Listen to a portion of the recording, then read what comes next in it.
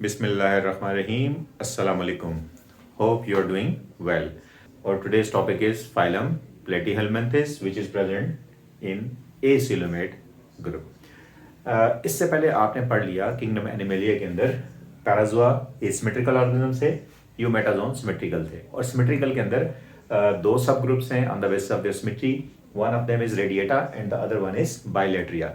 Radiata में आपने radial symmetry bearing organism यानी नाइडेरियंस पढ़ लिए, एंड बाइलेट्रिया के अंदर अब आप देखते हैं जिनके अंदर बाइलेटरल सिमेट्री और ट्रिप्लोब्लास्टिक है. इनके अंदर तीन ग्रुप्स हैं. Number one, acoelomata without body cavity. Number two, pseudocoelomates. They have body cavity, but it is not a true coelom. It is derived from blastocele. And the third one is true coelom. अब इनमें से first one is acoelomata. Acoelomate are those organisms in which there is no body cavity at all, and their mesoderm is just like a packing between ectoderm and endoderm. जैसा कि आप diagram में देख रहे हैं और आपने गुज़िश्ता टॉपिक में देख लिया. एसिलोमेट्स में कौन से ऑर्गेनिजम्स हैं? एसिलोमेट्स के अंदर फाइलम प्लेटीहेल्मिंथेस के ऑर्गेनिजम्स हैं. फाइलम प्लेटीहेल्मिंथेस के कुछ बेसिक कैरेक्टरिस्टिक्स जो हैं वो क्या हैं? नंबर वन, सबसे पहली चीज़ कि ये डार्सोवेंट्रली फ्लैट होते हैं. ठीक है ना, ये डार्सल और वेंट्रल साइड से फ्लैट चपटे होते हैं. चपटे कीड़े जो होते हैं, फ्लैट फॉर्म्स जो होते हैं, वो इस ग्रुप के अंदर शामिल हैं. So that is why they are also called as platyhelminthes. Platy mean plate like, dorsoventrally flat. Free living भी हैं और पैरासाइटिक भी हैं. फ्री लिविंग कौन से हैं? Free living are planaria. They can move here and there with the help of their cilia, which are located on their lower surface. इनकी lower surface के ऊपर cilia होते हैं जिसके वजह से ये move करते हैं, और टर्बिलेरिया जो ग्रुप है उसमें ये शामिल है. लेकिन इसके अलावा जो मोस्टली हैं वो पैरासाइटिक होते हैं. पैरासाइटिक की एग्जांपल आपके पास टेपवर्म, टाइनिया है, इसी तरह फेसियोला है, और जो लीवर फ्लूक भी आप इसको कहते हैं, फेसियोला हेपेटिका, और इसी तरह शिस्टोसोमा जो है, ब्लड फ्लूक्स, वो भी इसमें शामिल है. तो दे आर एंडोपैरासाइट्स. ये मोस्टली एंडोपैरासाइट्स होते हैं. इनकी हैबिटेट जो है they can be free living in fresh water, marine environment. इसी तरह दे में present the gut of the animals, यानी ये एज अ एंडोपैरासाइट गट के अंदर भी हो सकते हैं, या लीवर या बाइल डक्ट के अंदर भी हो सकते हैं. Apart from this, general characteristics आपने देख लिए. अब जनरल कैरेक्टरिस्टिक्स के लिहाज से ये हैं तो ट्रिप्लोब्लास्टिक ऑर्गेनिजम्स, बट इनके अंदर mesoderm is not going to be split into two layers. ठीक है जी. So they do not have true coelom. They don't have a true coelom. इनके अंदर सीलोम ऑल टुगेदर एब्सेंट है, और इनके अंदर मेसेनकाइम जो लेयर है, it is in the form of packing between two layers. और फिर इससे जो स्ट्रक्चर बनते हैं, सिस्टम जो है इनके अंदर, उनमें सबसे पहली चीज कि इनका डाइजेस्टिव सिस्टम कैसा है. Digestive system is sac like but branched.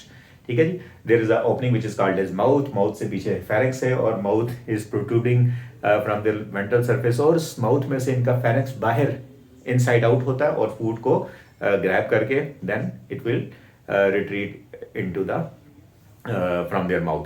तो इस तरीके से ये फूड को ग्रैब कर रहे होते हैं.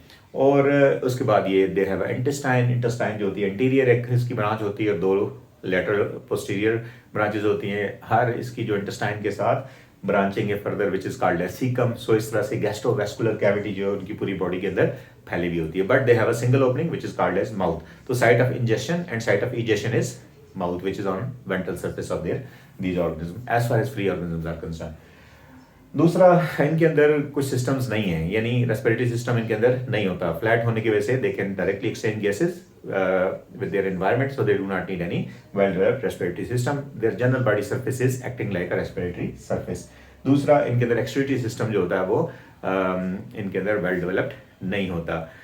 इनका जो एक्सक्रीटरी सिस्टम होता है वो फ्लैम सेल्स की तरह से होता है, और वो सिलियरी मूवमेंट्स के जरिए से they can get nitrogenous waste from their interstitium, and they will expelled out through their excretopore. ये एक्सक्रीटोपोर के जरिए से ये निकाल देते हैं. बाकी पैरासाइटिक फॉर्म्स जो होती हैं वो होस्ट के अंदर ही अपना नाइट्रोजनस वेस्ट रिलीज कर देते हैं.